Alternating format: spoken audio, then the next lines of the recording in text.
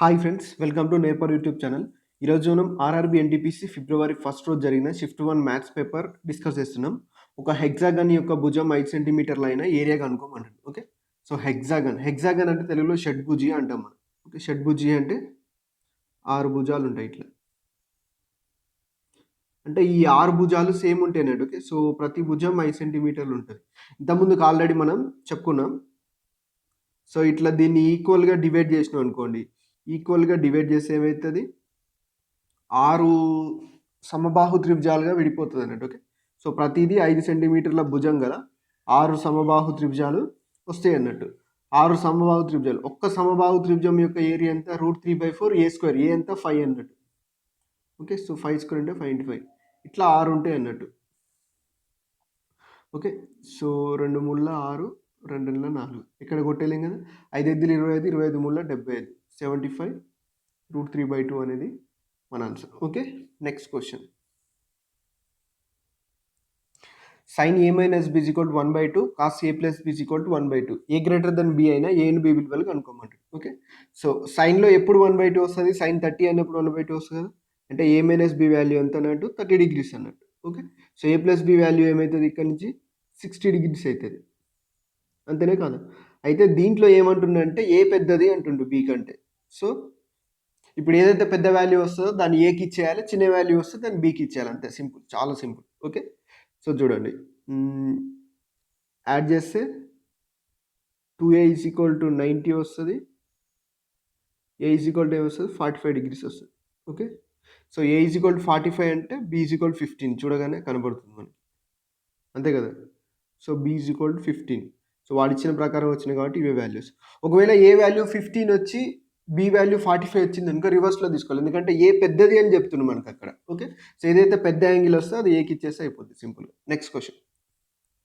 4 అంకెల అతి చిన్న సంఖ్య 2, 3, 5తో భాగించబడినప్పుడు ప్రతిసారి శేషం 1 రావాలన్నట్టు. ఓకే, సో ప్రతిసారి శేషం 1 వచ్చేలాగా ఉండాలి. శేషం అంటే రిమైండర్ అన్నట్టు. సో ప్రతిసారి రిమైండర్ రావాలి. 4 అంకెల అతి చిన్న సంఖ్య 2, 3, 5తో భాగించబడినప్పుడు. సో వీటి ఎల్సిఎం తీసుకొని మన 4 అంకెల అతి చిన్న సంఖ్యకి వెళ్ళాలి. సో ఇది మనందరూ తెలిసిందే. ఎల్సిఎం ఎంత, 30. 30 ఏనా ఎల్సిఎం. సో ఎల్సిఎం అయితే 30. 30తోని 4 అంకెల అతి చిన్న సంఖ్యకి వెళ్ళాలి మనం. ఏం చేయొచ్చు, 30తోని ఫస్ట్ అయితే 300 తీసుకుందాం. దీనికి ఒక 3 టైమ్స్ తీసుకుందాం. 900. 1000 దగ్గర ఉంటాయి కదా. 4 అంకెలు అంటే 1000కి దగ్గరలో ఉంటుంది మన ఆన్సర్. ఇంకా సింపుల్గా ఆప్షన్స్తో చేయండి, చాలా ఈజీ ఉంటుంది, చిన్న క్వశ్చన్ కాబట్టి. సో 900 30 × 3 ఒక 90. సో 2 యాడ్ చేస్తే ఎంత, 990. ఇంకేం కావాలి మనకి, ఇంకొక 30 యాడ్ చేయాలన్నా, అంతే కదా. ఎల్సిఎం 30 కాబట్టి 990కి రావట్లేదు కాబట్టి ఇంకొక 30 అయితే ఖచ్చితంగా యాడ్ చేయాలి. సో 1020. కానీ మనకి ప్రతిసారి రిమైండర్ 1 రావాలంటే 1020 కంటే ఒకటి ఎక్కువ ఉండాలంటే 1021 అనేది మన ఆన్సర్ అయితే. ఓకే, సో 2తోని 3తోని 5తోని మూడింటితోని కావాలి కాబట్టి.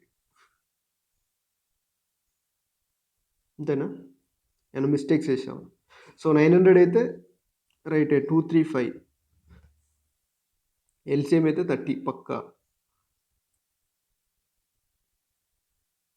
Okay, so next question. 120 రూపాయలకు కొని 5% నష్టంతో అమ్మితే సెల్లింగ్ ప్రైస్ ఎంత అంటున్నాను. ఓకే, సో 2 సార్లు రాశాను.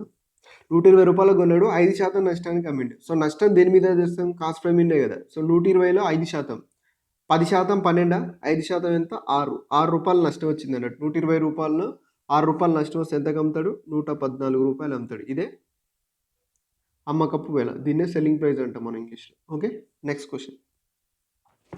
కొన్ని మేకలు కొన్ని కోళ్ళు ఉన్నాయి. మొత్తం తలకాయలు 42, మొత్తం కాళ్ళు 138 అయినా కోళ్ళు ఎన్ని ఉన్నాయి అంటున్నాను. ఓకే, సో మొత్తం ఎన్ని కోళ్ళు ఉన్నాయి కనుక్కోవాలి మనం. అయితే నేనేమనుకుంటున్నా అంటే ఇక్కడ 42 తలకాయలు ఉన్నాయి కదా. సో ఫస్ట్ మొత్తం మేకలే ఉన్నాయి అనుకుందాం. సో మొత్తం మేకలే ఉంటే 42 తలకాయలు అంటే 42 ఒక్కొక్క దానికి 4 కాళ్ళు ఉంటాయి. ఓకే, సో 4 కాళ్ళు ఉంటాయి. మొత్తం మేకలే ఉంటే ఎంత, 42 × 4 కాళ్ళు ఉండాలి యాక్చువల్గా. 42 × 4 ఎంత, 4 × 16, 4 2 8, 168. ఓకే, సో మొత్తం కోళ్ళే ఉన్నాయి అనుకున్నాం. మొత్తం కోళ్ళే ఉంటే 42 తలకాయలు, ఒక్కొక్క దానికి 2 కాళ్ళు, ఎంత 84 ఉంటాయి. ఓకే. సో అయితే యాక్చువల్గా ఎన్ని ఇచ్చిండు? 138 ఇచ్చిండు. ఓకే. సో ఇప్పుడు వీటికి అలిగేషన్ తీసుకుంటే మనకు ఆన్సర్ చాలా సింపుల్గా వచ్చేస్తుంది. ఓకే.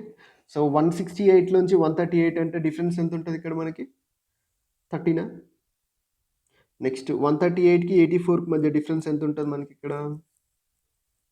84 అంటే సో ఇది 100 కావాలంటే 16 ప్లస్ 38 డిఫరెన్స్ ఉంటుంది మనకి. 16 ప్లస్ 38 అంటే 38 ప్లస్ 6 44 ప్లస్ 10 54.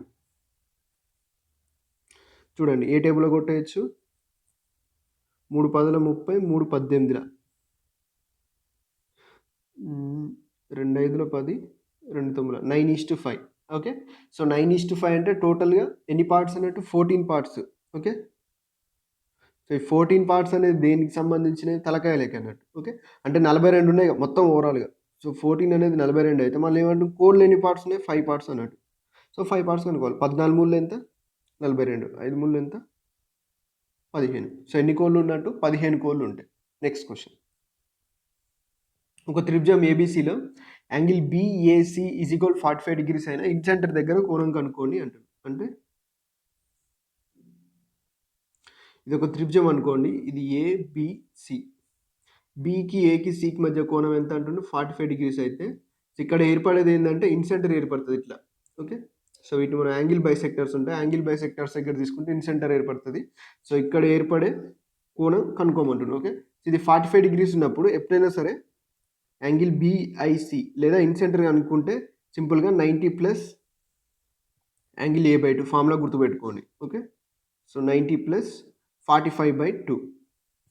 45/2 అంటే ఎంత? 22.5. 90 ప్లస్ 22.5 ఎంత? 112.5. Okay. Next question.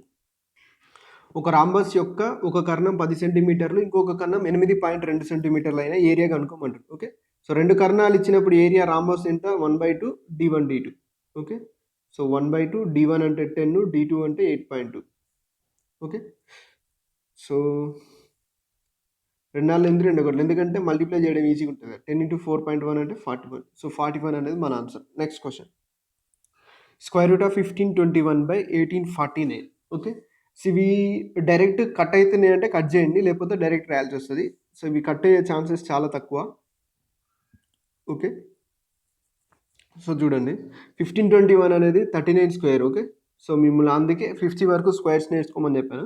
So 39 square కాబట్టి 39 బయటకు వస్తుంది. 1849 అనేది సో 40కి దగ్గరలో వస్తుంది చూడండి. ఎందుకంటే సో మీకు అప్రాక్స్ ఎట్లా చేయాలంటే 1600 దాటింది అనుకోండి, అది 40లో ఉంటుంది. ఇప్పుడు యూనిట్ డిజిట్ 9 ఉంది కాబట్టి 9 ఎప్పుడు వచ్చే ఛాన్స్ ఉంది? ఓన్లీ 7 స్క్వేర్ కానీ 3 స్క్వేర్ కానీ వస్తుంది. ఓకే. సో 7 వరకు పోతే మళ్ళీ 2500కి దగ్గరలో ఉంటుంది. 1600కి దగ్గరలో ఉంది కాబట్టి 3 అన్నట్టు. Okay. So 43 square. Next question. 7 సంవత్సరాల్లో సాధారణ వడ్డీకి వడ్డీ అనేది అసలు 56% అవుతుంది. ఎన్ని సంవత్సరాల్లో వడ్డీ అసలు సమానం అవుతాయి అంటుంది. సారీ, ఎన్ని సంవత్సరాల్లో వడ్డీ అసలు సమానం అవుతాయి అంటుంది. ఓకే. 7 సంవత్సరాలకి ఎంత అవుతుంది? 56% అవుతుందా? అంటే 1 ఇయర్కి ఎంత? 8%. అంతే కదా. 7 × 8 1 ఇయర్కి 8%. ఇప్పుడు 100% కావాలంటే సో దేని ఇంటూ 8 చేస్తే 100% అయితే 12.8. ఎందుకు 12.5 × 8? ఎందుకు అంటే మనకు ఫ్రాక్షన్స్ గురించి ఐడియా ఉండాలి ఇక్కడనే. ఓకే. సో 1/8 అంటే 12.5 కదా. అంటే 12.5 × 8 100 అవుతుంది అన్నట్టు దాని అర్థం. ఓకే. సో 100% ఎప్పుడు 12.5 ఇయర్స్లో అవుతుంది. అంటే 12.5 సంవత్సరాలు. ఓకే. So next question. ఒక సంఖ్య యొక్క స్క్వేర్ నుండి అదే సంఖ్యను తీసివేసిన 812 వస్తుంది. అయినా ఆ సంఖ్య ఎంత అంటుంది. ఓకే. సో ఆ సంఖ్యని k అనుకుంటున్నా. సో k² అదే kని తీసేస్తే 812 వస్తుంది అంటుండు. ఇది క్వశ్చన్ అర్థం. ఇప్పుడు ఇందు నుంచి k కామన్ తీస్తే k × k - 1 = 812. అంటే ఆ నెంబర్ ఆ పక్క నెంబర్స్ అన్నట్టు. ఆ నెంబర్ కంటే ఒకటి తక్కువ. రెండింటిని మల్టిప్లై చేస్తే 812 రావాలి. అయితే ఇప్పుడు ఎట్లా చేయాలి అన్నప్పుడు సింపుల్గా 812 అంటే ఒకటి దానికంటే ఒకటి తక్కువ ఉందంటే ఆల్మోస్ట్ పర్ఫెక్ట్ స్క్వేర్కి దగ్గరలో ఉన్నట్టు కదా. సో అట్లా చూద్దాం. 812కి దగ్గరలో ఉన్న పర్ఫెక్ట్ స్క్వేర్ ఎంత మనకి ఇక్కడ? 812 అంటే 30 స్క్వేర్ అంటే ఎంత? 900. ఓకే. సో నెక్స్ట్ 29 స్క్వేర్ అంటే 841. ఓకే.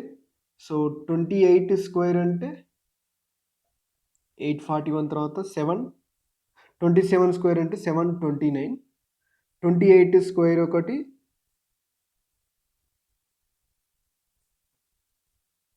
సో 28ది 784. 28 స్క్వేర్ 784. 29 స్క్వేర్ 841. అంటే మన ఆన్సర్ ఖచ్చితంగా ఈ రెండింటి మధ్యలో ఉంది కాబట్టి ఇప్పుడు 28, 29 తీసుకొని చెక్ చేయండి. సింపుల్గా ఉంటుంది. కే అనేది 29, K-1 అనేది 28 అయితే చెక్ చేద్దాం చూడండి. సో 9 ఎంబుల్ 72 అంటే మనకి యూనిట్ డిజిట్ కూడా మ్యాచ్ అవుతుంది. ఓకే. సో మనకు ఆప్షన్స్ ఉన్నాయి అనుకోండి, సింపుల్గా కే వాల్యూ మనం 29 ఆన్సర్ పెట్టచ్చు. మ్యాక్సిమం అదే ఆన్సర్ అవుతుంది. సో చూద్దాం చూడండి, అదో కాదు. 29 ఇంటూ 28, 8 9 72, 8 2 16, 9 2 18. 16 ప్లస్ 18 ఎంత? 34. 34 ప్లస్ 7 ఎంత? 41. 2 2 4, 4 ప్లస్ 4 8. 812 వచ్చిందా? సో 29 అనేది కే అవుతుంది. Okay. So next question.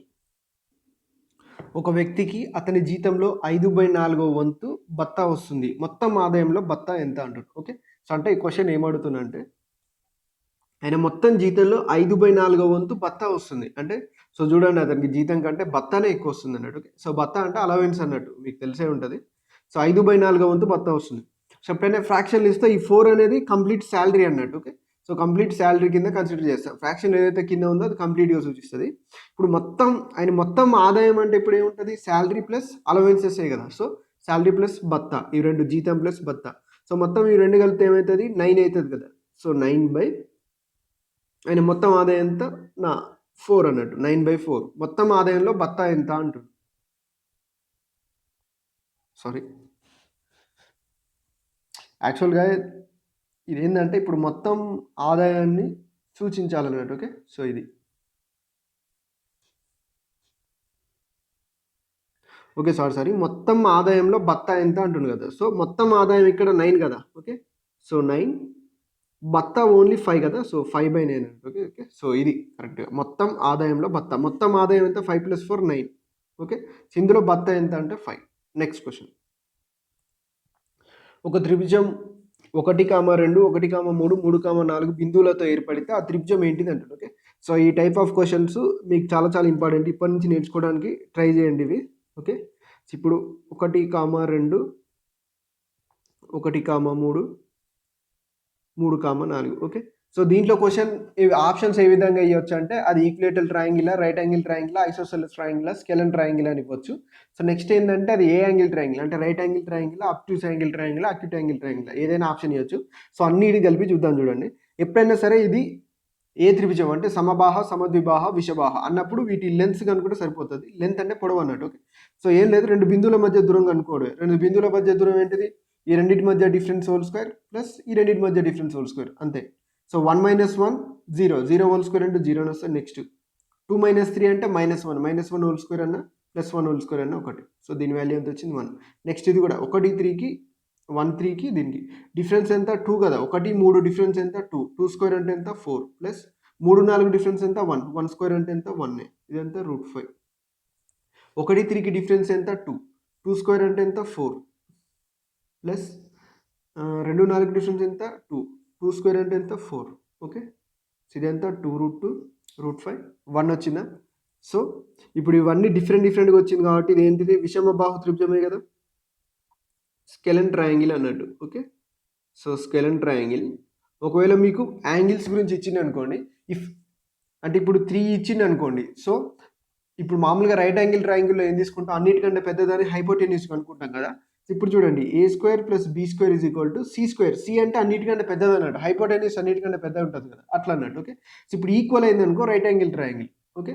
So equal కాకుండా C పెద్దగా ఉంది అనుకోండి, Cనే పెద్దగా ఉంది అనుకోండి A² + B² కంటే, అది అబ్ట్యూస్ యాంగిల్ ట్రయాంగిల్. C చిన్నగా ఉంది అనుకోండి అక్యూట్ యాంగిల్ ట్రయాంగిల్. అంతే, మూడే ఉంటాయి ఇక్కడ. సో ఇప్పుడు చూద్దాం. C² అంటే అన్నిటికంటే పెద్దది. 2√2² అంటే ఎంత? 8. A² అంటే 1. ఓకే. సో A² అంటే 1, B² అంటే 5. సో 1 + 5 అనేది 6 కంటే ఇదే పెద్దగా ఉంది కాబట్టి ఇది ఏంటిది అన్నట్టు ఇప్పుడు obtuse angle triangle. Okay. So next question. ఒక సంఖ్యలో 3/5 యొక్క 7/17 యొక్క 2/5 వంతు అనేది 84 అయినా ఆ సంఖ్యలో 40% కనుక్కోండి అంటుడు. ఓకే.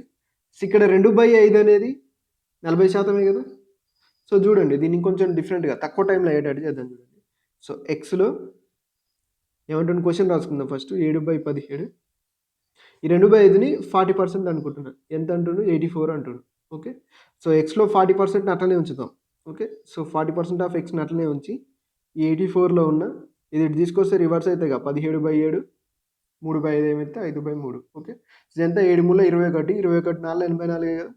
సో ఇది అన్నట్టు 40% ఎంత ఇది అన్నట్టు 17 నాలుగు 68 68 ఇంటూ 5 68 ఇంటూ 5 అంటే 340. ఓకే, సో ఇది మన ఆన్సర్. Next question. ట్రైన్ ఏ పొడవు 185 మీటర్లు, వేగం 70 km/h. ట్రైన్ బి పొడవు 136 మీటర్లు, వేగం 65 km/h అయినా ఒకదానిని ఒకటి దాటడానికి పట్టే టైం. ఇక్కడ మనకి డైరెక్షన్ ఇవ్వలేదు. సో ఇది ఆపోజిట్ కావచ్చు లేదా సేమ్ డైరెక్షన్ కావచ్చు. అయితే సో చూద్దాం, ఒకవేళ ఆపోజిట్ అనుకుందాం. ఒకవేళ ఆపోజిట్ డైరెక్షన్ వెళ్తే స్పీడ్లు యాడ్ అవుతాయి కదా. సో స్పీడ్లు యాడ్ అయితే ఇది ఎంత 70 + 65 ఎంత 135 km/h. అంటే దాని అర్థం ఏంటిది 60 నిమిషాలలో 135 km/h అంటే ఎంత 135 km/h. ఓకే, సో కిలోమీటర్ నుంచి మీటర్లకు మార్చి ఇంత వస్తుంది కదా. ఓకే, సో దీన్ని సెకండ్స్లోకి మార్చాలంటే 60 × 60 సెకండ్స్లోకి మారుస్తున్నాం. 000లో 2 zeros కట్ అయిపోతాయి, 2 zeros. ఓకే, సో అంటే 36 సెకండ్స్లో 1350 మీటర్లు పోతున్నాయి అన్నట్టు. ఓకే, సో 36 సెకండ్లో 1350 మీటర్లు పోతే ఇప్పుడు మనకేమంటుండు ఒకదాన్ని ఒకటి. ఇప్పుడు ప్రజెంట్ అయితే నేను ఆపోజిట్ అనుకుంటున్నా, సేమ్ డైరెక్షన్ మీరు చేయండి. ఆపోజిట్ డైరెక్షన్ కాబట్టి స్పీడ్స్ యాడ్ అయినాయి అన్నట్టు. ఓకే, సో ఒకదాన్ని ఒకటి దాటుకోవాలంటే వాటి డిస్టెన్స్లో అవి దాటుకోవాలి కదా. సో వాటి డిస్టెన్స్లో మొత్తం ఎంత 321 అంతేనా. 321 మీటర్లు. 1350 మీటర్లు పోవడానికి 36 సెకండ్లు పోతే 320 మీటర్లు పోవడానికి ఎంత టైం పడుతుంది. ఓకే, సో ఏ టేబుల్లో పోతుంది ఎగ్జాక్ట్లీ. సో ఇదైతే 9లో పోతుంది చూడండి. 9 × 4 = 36, 9 × 1 = 9, 9 × 5 = 45. ఓకే, సో 4 అనేది 150 అయితే ఇది 321 వచ్చింది. సో మేబీ ట్రైన్ లెన్స్లో ఏదైనా డిఫరెన్స్ ఉండొచ్చు. జస్ట్ దీనికి ఈక్వల్ చేసి దీనికి ఈక్వల్ చేస్తే మనకు కావాల్సిన టైం వస్తుంది. అంటే మన ఆన్సర్ ఖచ్చితంగా అప్రాక్సిమేట్ చెప్పొచ్చు చూడండి. 8 సెకండ్స్కి 9 సెకండ్స్కి 8 కాదు 152 300 కదా. ఓకే, సో 4 2 8 అంటే మన ఆన్సర్ 8 సెకండ్స్ కంటే కొంచెం ఎక్కువ ఉంటుంది అన్నట్టు. ఓకే, సో 8 సెకండ్స్కి 9 సెకండ్స్కి మధ్యలో ఉంటుంది అట్లా. Next question. 8,000 రూపాయలకి 8% వడ్డీ రేటుతో సాధారణ వడ్డీ 3 సంవత్సరాలకి, 6,000 రూపాయలకి 10% వడ్డీ రేటుతో సాధారణ వడ్డీ 3 సంవత్సరాలకి వచ్చే వడ్డీల మధ్య తేడా కనుక్కోమంట. ఓకే, సో ఇక్కడ చూడండి 8 మూల 24 కదా, డైరెక్ట్ 24% తీసుకోవచ్చు. నెక్స్ట్ ఇక్కడ చూడండి 10% వడ్డీ రేటు 3 సంవత్సరాలకి చక్రవడ్డీ మనం ఏమని చెప్పుకున్నాం 33.1% వస్తుందని చెప్పుకున్నాం. ఓకే, సో మీకు ఐడియా ఉండే ఉంటుంది.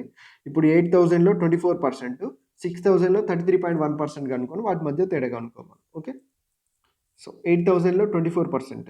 ఓకే, సో 10% ఎంత 800, 20% 8,000లో 10% 800, 20% ఎంత 1,600. Okay, so 1% 80, 4% 320. ఓకే, 1,600 + 320 ఎంత 1,920. సో క్యాలిక్యులేషన్స్ జాగ్రత్తగా అబ్జర్వ్ చేయండి. నెక్స్ట్ 6,000లో 33.1% కదా. సో సింపుల్గా 331 × 6 తీసుకోండి. ఎందుకంటే ఒక పర్సంటేజెస్కి 2 zeroస్కి కట్ అయిపోతే ఈ పాయింట్కి ఒక 0 పోతుంది. సింపుల్గా 331 × 6 6 × 1 6, 6 × 18, 6 × 18 1 19, 1986. ఓకే, సో ఇదే పెద్దగా ఉంది కాబట్టి డిఫరెన్స్ ఎంత వస్తుంది 66. Okay, so next question. A మరియు బిలో 5:3 నిష్పత్తులు ఉన్నాయి. 5 సంవత్సరాల తర్వాత 10:7 అయిన వారి వయసుల మధ్య తేడా కనుక్కోండి అంటుంది. ఓకే, సో ప్రస్తుతానికి వాళ్ళ వయసుల నిష్పత్తి 5:3, 5 సంవత్సరాల తర్వాత. ఓకే, సో ఆఫ్టర్ 5 years ఎంత 10:7 అంటుంది. ఓకే, ఎప్పుడైనా సరే ఒకటి గుర్తుపెట్టుకోండి, వయసుల మధ్య తేడా ఎప్పుడు మారదు. అంటే ఇప్పుడు ఇద్దరు వ్యక్తుల మధ్య వయసుల మధ్య తేడా ఎంత ఉందో ఒక 10 సంవత్సరాల తర్వాత 20 సంవత్సరాలు ఎప్పుడైనా సరే వాళ్ళిద్దరు వయసుల మధ్య తేడా అంతే ఉంటుంది. ఓకే, సో ఇక్కడ చూసుకున్నట్లయితే మనకి 2 parts ఉంది డిఫరెన్స్. ఇక్కడ చూసుకున్నట్లయితే 3 parts ఉన్నాయి. రెండింటిని ఈక్వల్ చేయాలంటే దీన్ని 2 తోని దీన్ని 3 తోని మల్టిప్లై చేయాలి. సో ఎంత 5 × 15, 3 × 9, 15:9 ఏంది. నెక్స్ట్ ఇదెంత 10 × 2 20, 7 × 14. సో ఇప్పుడు చూడండి డిఫరెన్స్ ఏముంటుంది ఎంత 15కు 9కి మధ్య డిఫరెన్స్ ఎంత 6. 20కి 14 మధ్య డిఫరెన్స్ ఎంత? 6. ఇప్పుడు డిఫరెన్స్ సేమ్ ఉంది కదా! సో, ఇప్పుడు 5 ఇయర్స్ తర్వాతకి అన్నట్టు ఇప్పుడు ఈ రేషియో వస్తదన్నట్టు. ఓకే. సో, ఇది కూడా సేమ్ ఉంటది చూడండి. 15కి 20కి ఎంత? 5 పార్ట్స్. 9కి 14కి ఎంత? 5 పార్ట్స్. ఓకే. సో, ఇక్కడ 5 పార్ట్స్ అనేది 5 ఇయర్స్ అయింది కాబట్టి డిఫరెన్స్ ఎంత ఉంది ఇక్కడ? 6 పార్ట్స్ ఉంది కదా! ఓకే. 6 పార్ట్స్ అంటే 6 ఇయర్స్. అంటే వాళ్ళ మధ్య డిఫరెన్స్ ఎంత ఉన్నట్టు? 6 సంవత్సరాలు. ఓకే. Next question. ఒక దీర్ఘచతురస్రం యొక్క పొడవు వృత్తం యొక్క వ్యాసార్థంలో 3/5వ వంతు ఉంది. ఈ వృత్తం యొక్క వ్యాసార్థం ఒక చతురస్రం యొక్క భుజానికి 2 రెట్లుంది. చతురస్రం వైశాల్యం 3025 అయిన దీర్ఘచతురస్రం యొక్క వెడల్పు చతురస్రం భుజానికి 1/5వ వంతు అయిన దీర్ఘచతురస్రం యొక్క వైశాల్యం కనుక్కోవాలి. సో, ఇప్పుడు దీర్ఘచతురస్రం వైశాల్యం కనుక్కోవాలంటే ఏం చేయాలి మనం? లెంత్ ఇంటూ బ్రెడ్త్ కనుక్కోవాలి. ఓకే. ఫస్ట్ దీర్ఘచతురస్రం లెంత్ కనుక్కోవాలి. తర్వాత బ్రెడ్త్ కనుక్కోవాలి. ఓకే. సో, అవి 2 కనుక్కోవాలంటే వీటికి లింక్ ఏమి ఇచ్చిందంటే ఒక చతురస్రానికి ఒక వృత్తానికి లింక్ ఇచ్చిందన్నట్టు. ఓకే. సో, చూద్దాం చూడండి. ఫస్ట్ అయితే చతురస్రం యొక్క వాల్యూ ఉంది కాబట్టి చూద్దాం. చతురస్రం వైశాల్యం ఇచ్చింది. చతురస్రం అంటే స్క్వేరే కదా! సో, ఏ స్క్వేర్ ఎంత? 3025. సో, ఏ స్క్వేర్ 3025 అయినప్పుడు ఏ ఏమైతది? 55. ఓకే. సో, అంతే కదా! 55 స్క్వేర్ అన్నట్టు ఇది. అయితే ఏమంటుండు? ఒక వృత్తం యొక్క వ్యాసార్థం అనేది చతురస్రం యొక్క భుజానికి 2 రెట్లు ఉందంటాడు. దీనికి 2 రెట్లు ఉందంట. r = 55 × 2 అంటుండు. r = 55 × 2 అంటే 110 కదా! సో, 110. అయితే లెంత్ ఇచ్చింది కదా! దీర్ఘచతురస్రం యొక్క పొడవు వృత్తం యొక్క వ్యాసార్థంలో 3/5వ వంతు అంటుండు. సో, పొడవు L = ఎంత? వ్యాసార్థం 110లో 3/5వ వంతు అంటుండు. 5 2 10, 5 2 10, 22 3 66 అంతేనా? సో, నెక్స్ట్ బ్రెడ్త్ కనుక్కోవాలి. బ్రెడ్త్ అనేది ఏంటి? చతురస్రం భుజానికి 1/5వ వంతు ఉందంటుండు. సో, B = చతురస్రం భుజం ఎంతొచ్చింది మనకి? 55 కదా! అంతేనే కదా! చతురస్రం యొక్క భుజానికి 55కి 1/5వ వంతు అంటుండు. 5 11ల. అయితే వైశాల్యం 66 × 11 కనుక్కోవాలి మనం. ఓకే. సో, 66 × 11 అంటే 11 6ల 66, 11 6ల 66, 6 72, 726. ఓకే. Next question. 3 సంఖ్యలు 3:7:8 నిష్పత్తిలో ఉన్నాయి. వీటి వర్గాల మొత్తం 7808 అయిన అతి చిన్న సంఖ్య కనుక్కోండి అండి. సో, వర్గాల మొత్తం అన్నాడు కాబట్టి సో, వర్గాలు రాసుకోండి. సో, ఎప్పుడైనా మనం స్క్వేర్ చేసినప్పుడు ఇక్కడ పక్కన స్క్వేర్ కాంపోనెంట్ ఉండాలి కాబట్టి x తీసుకోండి. నార్మల్‌గా యాడ్ చేస్తే x అవసరం లేదు. సో, 3x² అంటే 9x² ప్లస్ 7x² అంటే 49x² ప్లస్ 8x² అంటే 64x². దీని వాల్యూ ఎంత అంటుండు? 7808 అంటుండు. ఓకే. సో, వీటిని యాడ్ చేద్దాం. 60 40 ఎంత? 100. 60 40 100 9 9 18 ఎంత? 118 plus 4 122. Okay. So, 122x² = 7808. Okay. So, cut చేయాలన్నట్టు 122 నుంచి 780కి దగ్గరలో ఉన్న ఒక నెంబర్ తీసుకుందాం. 12 6ల 72, 12 7 84 ఎక్కువైతుంది కాబట్టి 122 6 టైమ్స్ చూద్దాం. 6 2 12, 6 2 12 1 13, 6 1 6 1 7 732. 732 అంటే 122 6. 732 పోయిన తర్వాత ఇంకెంత మిగులుతుంది? 80 రావాలంటే మనకి 48 అంతేనా? సో, 48 ఉండాలి. 488. ఓకే. సో, 120 నుంచి 488 రావాలంటే మనం దీనితోని మల్టిప్లై చేయాలి. 8 రావాలంటే ఖచ్చితంగా 4తోని అంతే. సో, 4తోని చేస్తే వస్తుంది. సో, 4. x² వాల్యూ ఎంత వచ్చింది? 64. దెన్ x = ఎంత? 8. మనకు చిన్న నెంబర్ ఏంటిది? 3x కదా! సో, 3 ఎంబుల 24. ఓకే. Next question. 3 8 13 యొక్క 50వ టర్మ్ కనుక్కోవాలి మనం. ఓకే. సో, మనకి ఇవి అంక శ్రేణులు ఉన్నాయి కాబట్టి tn = మనకు తెలుసు ఎంత? a + n - 1 × d. Okay. So, చూడండి ఇప్పుడు 50ది కావాలి కదా! t50 = ఏమైతది? a + n - 1 అంటే 49 × d అవుతది. ఏ వాల్యూ ఎంత? a అంటే మొదటి పదం ప్లస్ 49 49. d అంటే వీటి మధ్య డిఫరెన్స్ అన్నట్టు ఎంత? 5. సో, 5 ఎంత? 3 + 49 × 5. 5 9 45, 5 4 20 + 4 24. 245 + 3 ఎంత? 248 మన answer. Okay. So, next question. లవాన్ని 30% పెంచి హారాన్ని 35% తగ్గిస్తే 3/15 వస్తుంది. అయిన ఒరిజినల్ ఫ్రాక్షన్ కనుక్కోండి అంటుంది. Okay. So, original fraction x/5 అంటే లవాన్ని 30% పెంచితే 130 అవుతుంది. 35% హారాన్ని తగ్గిస్తే 65 అవుతుంది. సో, వచ్చే ఫ్రాక్షన్ ఎంత? 3/15. 5 3 15, 5 13 65. సో, 3కి 3 క్యాన్సిల్ అయిపోయింది. 13 పాదుల 130. x/y ఏమవుతుంది ఇక్కడ మనకి ఇక్కడ వచ్చేలోపు 1/10. Okay. Next question. Okay. So, thank you. Thanks for watching. ఇంకా CBT 2కి ప్రిపేర్ అవ్వాలనుకుంటుంటే, సో మీ కిరణ్స్ బుక్ ఎక్స్ప్లెనేషన్ కావాలనుకుంటే 9849169471కి వాట్సాప్ చేయండి. Okay. So thank you and all the best for your exams.